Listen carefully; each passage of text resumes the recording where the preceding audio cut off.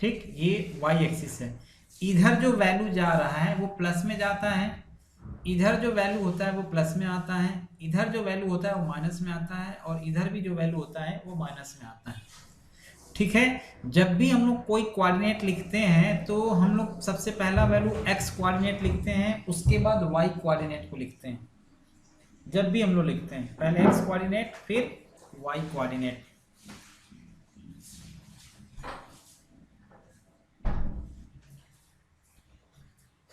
तो जैसे मान लो अगर कोई कोई व्यक्ति यहाँ खड़ा है, मान लो यहाँ खड़ा है, तो उसका कोऑर्डिनेट कैसे लिखेंगे ये देखो आप। पहले हम क्या करेंगे, इधर जाते हैं, इधर कितना यूनिट गए, इसके नीचे देखें कितना यूनिट गए, 15 यूनिट इधर गए। तो पहला जो कोऑर्डिनेट हम लोग लिखते हैं ये 15 हो गया। दूसरा कोऑर्डिनेट वाई की तरफ देखते हैं कितना चला, तो ये भी 15 है, तो ये हमारा आ जाएगा 15,15 हो जाएगा। अगर मान लो मैं पूछूं कि यहाँ का कोऑर्डिनेट क्या होगा बताइए, तो आप क्या बोलोगे, सर x की दिशा में हम 10 यूनिट जा रहे हैं तो पहला कोऑर्डिनेट हमारा 10 आएगा। और हम लोग हमेशा पहला कोऑर्डिनेट x का ही लेते हैं, हमेशा x का ही कोऑर्डिनेट लेते हैं, चाहे वो पॉजिटिव हो चाहे नेगेटिव हो। ठीक है, इसके बाद हमारा आता है y कोऑर्डिनेट में, इस पॉइंट में कितना यूनिट नीचे आ रहे हैं, -10, तो -10 यहाँ आपका y कोऑर्डिनेट -10 हो जाएगा। मान लो अगर मैं आ जाता हूँ कहीं यहाँ, कहीं आ जाता हूँ, चलो मान लो मैंने इस पॉइंट का कोऑर्डिनेट आपसे पूछ रहा हूँ, तो इस पॉइंट का कोऑर्डिनेट क्या आएगा बताइए, इधर आ जाएगा पहले x, तो x कितना हुआ है -20 है, y कितना है, y कितना जा रहा है 10 + 10 आ जाएगा। ऐसे ही अगर मान लो मैं यहाँ पूछूं इस पॉइंट का कोऑर्डिनेट बताइए, तो पहले हम लोग x में देखेंगे, x कितना आ रहा है -10 आ रहा है, y में कितना आ रहा है -20, तो -10 कामा -20 आ जाएगा। इस तरीके से हम लोग किसी भी कोऑर्डिनेट को रिप्रेजेंट करते हैं। समझ गए, समझ गए?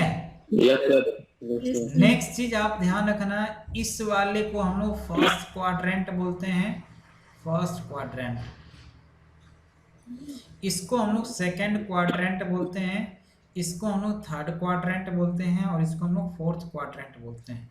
तो फर्स्ट क्वाड्रेंट में क्या होता है कि जो फर्स्ट वाला वैल्यू है x वाला और जो y वाला वैल्यू है दोनों प्लस होते हैं, क्योंकि इधर भी प्लस और इधर भी प्लस। और अगर मान लो हम सेकेंड क्वाड्रेंट की बात करेंगे तो x वाला पॉइंट क्या होता है माइनस में आता है, और y वाला क्या होता है प्लस में आता है, तो पहले माइनस फिर प्लस। थर्ड में आओगे तो x नेगेटिव और y भी नेगेटिव होता है। ठीक है, तो x नेगेटिव और y नेगेटिव दोनों आ जाएगा। फोर्थ में आ जाओ, x पॉजिटिव और y नेगेटिव, ये आपका वैल्यू आता है, x पॉजिटिव और y नेगेटिव होता है। क्लियर है? Yes sir. हाँ, ये हमारा क्वाड्रेंट होता है। इसके बाद हमारा जो नेक्स्ट पॉइंट है, जैसे अभी हमने इसमें बताया आपका ये फर्स्ट क्वाड्रेंट है, ये सेकंड क्वाड्रेंट है ना, ये फर्स्ट है, ये सेकंड है, ये थर्ड है, और ये हमारा फोर्थ क्वाड्रेंट है। फर्स्ट वाले में हमारा क्या होता है, दोनों प्लस प्लस रहेंगे, सेकंड में पहला प्लस माइनस दूसरा प्लस, तीसरे में दोनों माइनस, ठीक है, और चौथे में x प्लस में आता है और y माइनस में आता है। तो इस तरीके से हम लोग लिखते हैं। नेक्स्ट हमारा हेडिंग आता है डिस्टेंस बिटवीन 2 पॉइंट।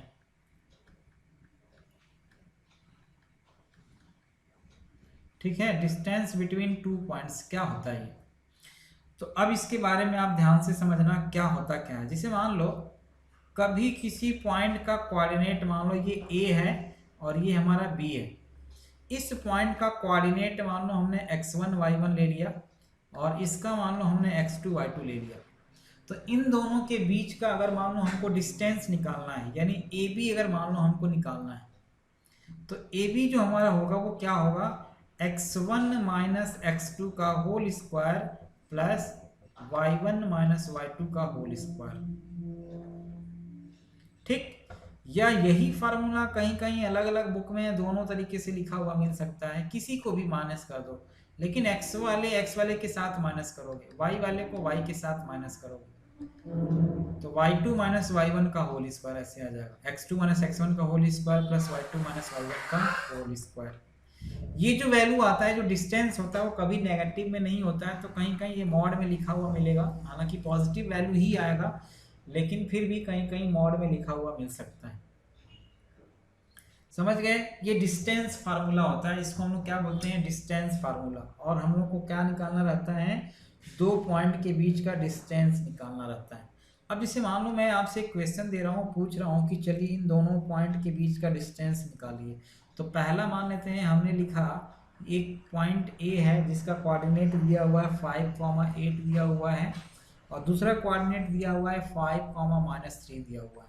मान लो ये ए है, ये हमने बोला ही है, और दूसरा वाला पॉइंट मान लो ये बी है। तो आपको क्या निकालना है, ए बी निकालना है, यानी डिस्टेंस बिटवीन ए बी। ठीक है, एक बता दूं मैं। Yes sir.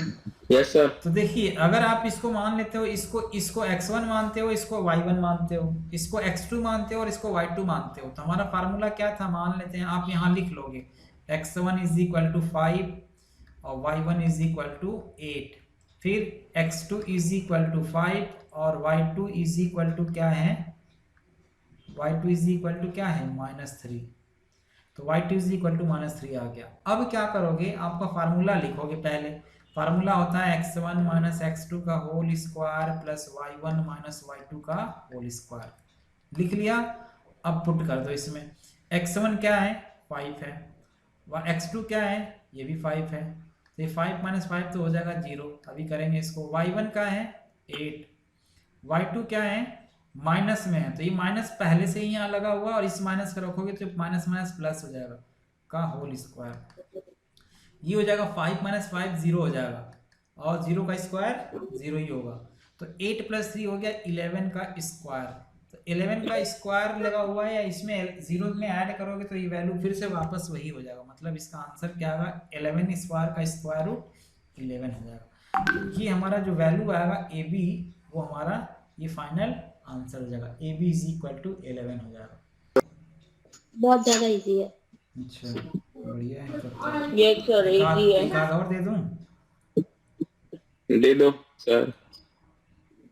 चलो, 2, -3 एंड 5, -7।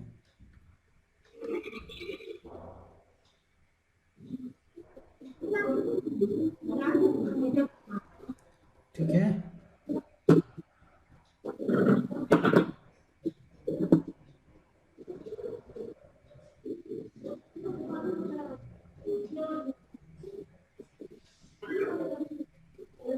Yes sir.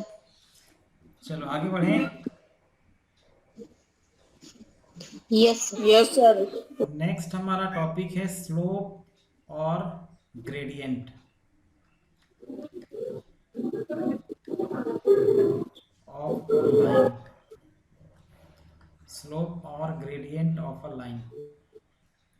देखो, एक्चुअली स्लोप होता क्या है, सबसे पहले मैं आपको ये बता दूं कि अगर कोई लाइन है, ऐसे मान लो ये लाइन ऐसे जा रहा है, तो स्लोप ये अगर मान लो हमारा एक्स एक्सिस है और ये हमारा वाई एक्सिस है, तो ये एक्स एक्सिस से जितना एंगल बनाता है उसी को हम लोग क्या बोलते हैं, स्लोप बोलते हैं, थीटा। जो एंगल बनता है ना, उसी को हम लोग स्लोप बोलते हैं, थीटा, या ग्रेडियंट बोलते हैं। तो ये जो थीटा होता है, इसी को हमको फाइंड आउट करना रहता है कि फाइंड आउट कैसे करना है। तो पहला तरीका तो ये है कि मान लो मेथड 1 है, अगर कोई लाइन दिया हुआ है उसका स्लोप कैसे निकालते हैं।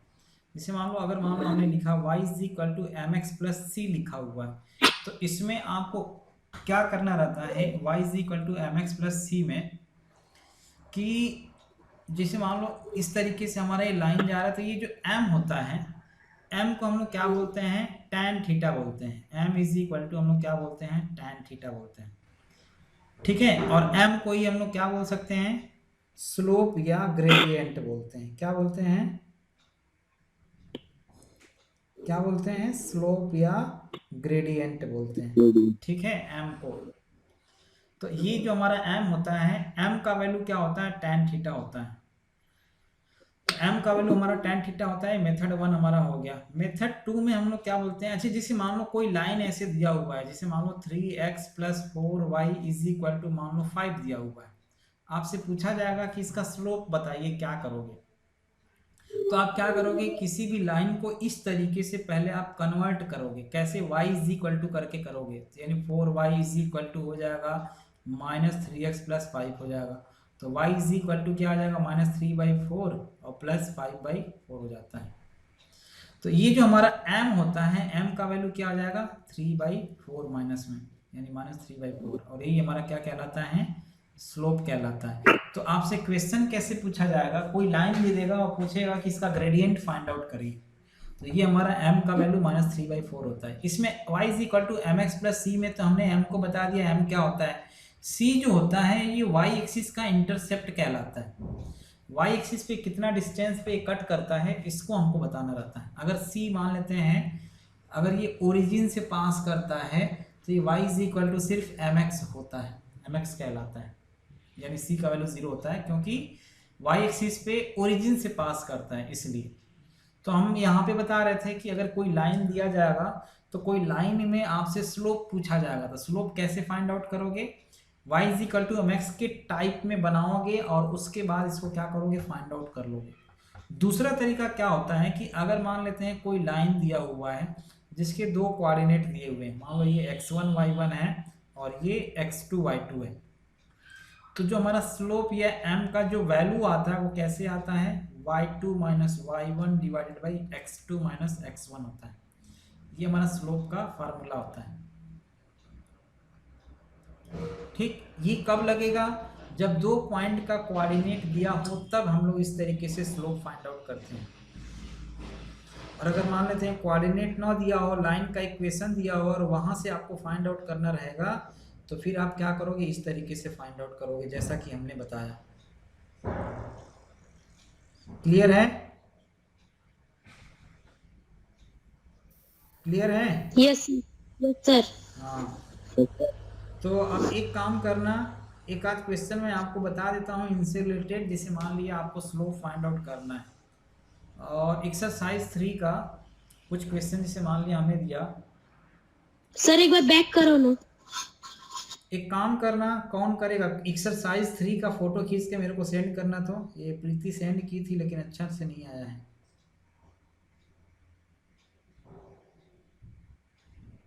सर हो गया। ठीक है, चलो आगे बढ़ते हैं। तो सर मैं भेज दूं? हाँ, आप बस एक्सरसाइज का फोटो, एक्सरसाइज 3 का फोटो अच्छे से खींच के भेजना ना, दोनों पेज का। तो जैसे मान लिया हमने एक क्वेश्चन दिया, जस्ट सपोज मान लिया एक लाइन है, मान लो हमने दिया 2x - y + 4 = 0 दिया हुआ, आपसे पूछा जा रहा find slope, slope of the line. और क्वेश्चन नंबर 1 हो गया ये। क्वेश्चन नंबर 2 हमने पूछा कि if a line passes through the points,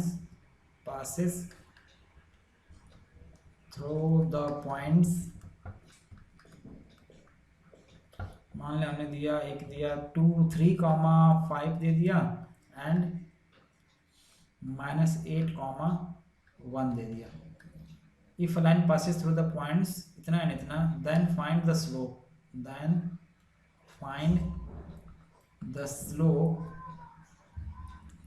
of the line। ठीक है, ये आपका दो तरीके का हमने क्वेश्चन खुद से बना दिया है, इसको आप ट्राई करो। तो ट्राई करने का मतलब कैसे बनाओगे आप इसको, सलूशन, मान लो मैं सलूशन भी बता देता हूँ। सलूशन कैसे निकालोगे, अभी हमने बताया था, पहला इक्वेशन का सलूशन कैसे निकालोगे, तो y = अगर आप निकालोगे -y तो क्या आ जाएगा, -2x - 4 हो जाएगा। तो y क्या आ जाएगा, -2x / -1 और -4 / -1, मतलब क्या आ जाएगा, 2x + 4 हो जाएगा। तो यहाँ से m का वैल्यू y = mx + c से कंपेयर करो, m का वैल्यू क्या आएगा, 2 आएगा, m का वैल्यू 2 ही ना आएगा। देखो आप कंपेयर करो, ये y = 2x + 4 आ रहा है और y = mx + c से कंपेयर करोगे तो m का वैल्यू क्या आएगा, x का कोफिशिएंट यहाँ m है, यहाँ 2 है, तो m का वैल्यू क्या हो जाएगा 2 हो जाएगा। दूसरे क्वेश्चन में हमने आपको बताया कैसे करना है उसको, दूसरे क्वेश्चन को, कि मान लो आप x1 y1 ले लो।